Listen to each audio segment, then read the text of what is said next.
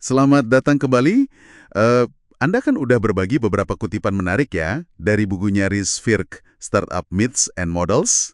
Ini buku yang kayaknya wajib dibaca deh buat para founder startup. Betul, betul. Sering banget direkomendasiin, baik yang ikut akselerator maupun yang enggak.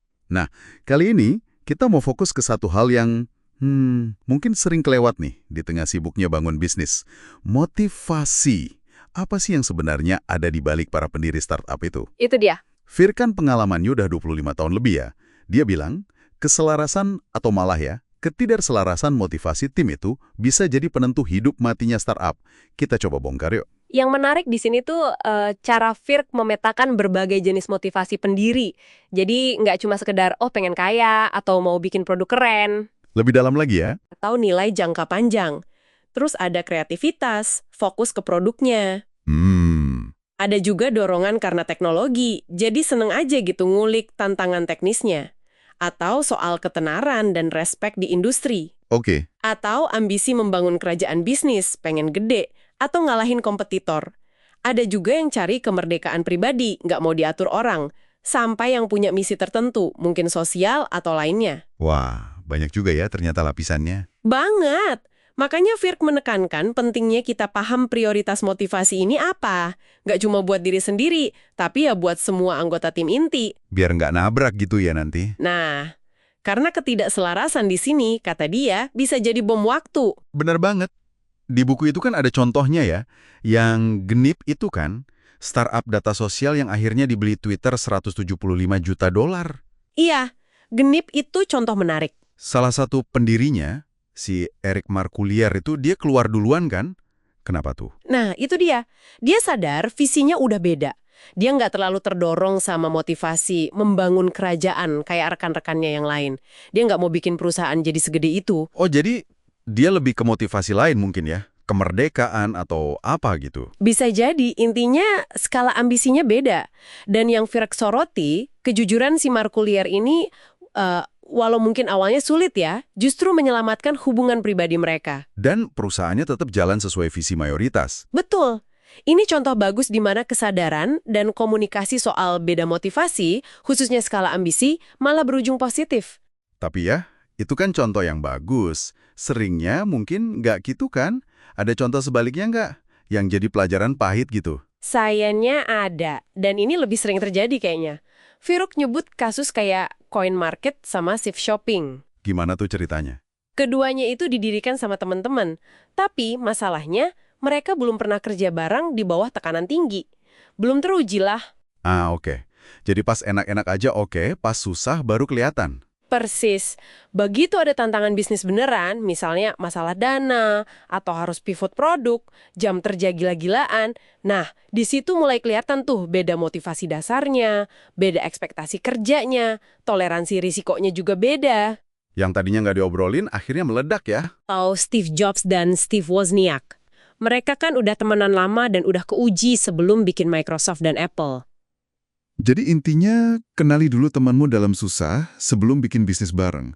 Kayak, pacaran dulu sebelum nikah gitu ya, tapi versi bisnis. Haha, ya. Itu analogi yang dipakai Firk. Dia sangat menyarankan kalau bisa nih, punya pengalaman kerja bareng dulu di proyek yang menantang sebelum beneran bikin PT bareng. Biar kelihatan aslinya gitu ya pas lagi stres. Iya, itu cara terbaik buat lihat reaksi alami dan motivasi terdalam rekan kita pas lagi susah. Nah, buat ngebantu proses ini, Firk bahkan kasih alat bantu spesifik di bukunya.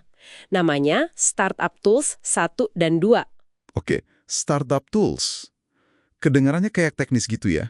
Itu alatnya bentuknya apa sih? Kuesioner atau gimana? Mirip-mirip gitu sih, anggap aja kayak kerangka diskusi atau ya semacam kuesioner terstruktur, tujuannya buat mancing obrolan jujur antar pendiri soal prioritas motivasi mereka. Contohnya skenarionya gimana?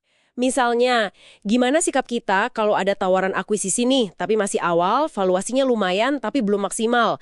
Atau seberapa besar resiko finansial pribadi yang kita siap tanggung demi ngejar pertumbuhan super cepat?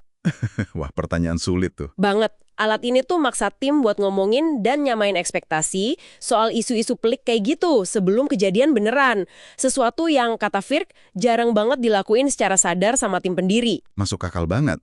Jadi ini bukan cuma soal chemistry doang ya, tapi beneran pemetaan ekspektasi yang jelas. Nah, kenapa sih pemahaman soal motivasi ini penting banget buat pendengar kita? Ada dua alasan utama sih menurut Firk. Pertama, dinamika tim pendiri itu sendiri, plus kemampuan mereka buat belajar dan adaptasi bareng. Ini juga ditekankan sama pakar lain yang dikutip Firk, si Randy Komisar. Itu salah satu hal utama yang dilihat investor. Oh, investor ngelihat ke situ juga ya? Jelas, mereka nyari tim yang solid, yang sadar diri. Kedua, dan ini mungkin yang paling penting ya, keselarasan motivasi inilah yang nentuin startup Anda bakal tahan banting atau nggak pas ngelewatin masa-masa sulit yang pasti bakal datang. Jadi bukan cuma buat hindarin konflik, tapi lebih ke bangun fondasi percaya biar bisa lewatin badai bareng ya? Tepat sekali. Keselarasan itu jadi jangkar. Oke, jadi kesimpulannya nih, menggali dan memahami motivasi punya kita sendiri dan punya rekan founder kita itu bukan sekedar introspeksi pasif gitu ya. Ini tuh langkah navigasi strategis yang aktif. Betul. Keselarasan motivasi dan ekspektasi ini jadi fondasi penting banget buat ngelewatin suka-dukanya perjalanan startup. Ya, sumber yang Anda bawa ini kan nyentuh banyak aspek lain ya, kayak siklus hidup pasar, startup, dan lain-lain. Tapi memang inti diskusi kita hari ini tuh soal manusianya. Pada akhirnya kan orangnya yang bangun atau malah ngerusak bisnis itu. Setuju banget. Nah, sebagai penutup nih, mungkin satu pertanyaan buat direnungkan oleh Anda para pendengar, di balik semua strategi bisnis, produk keren, atau misi mulia yang ditulis di website, apa sih sebenarnya api yang bikin para pendiri yang Anda kenal, atau bahkan rekan Anda sendiri itu semangat? Pertanyaan bagus. Dan gimana kira-kira api motivasi yang mungkin gak terucap itu, diam-diam ngebentuk arah dan nasib usaha mereka ke depan? Coba direnungkan ya. Sampai jumpa di pembahasan sumber berikutnya.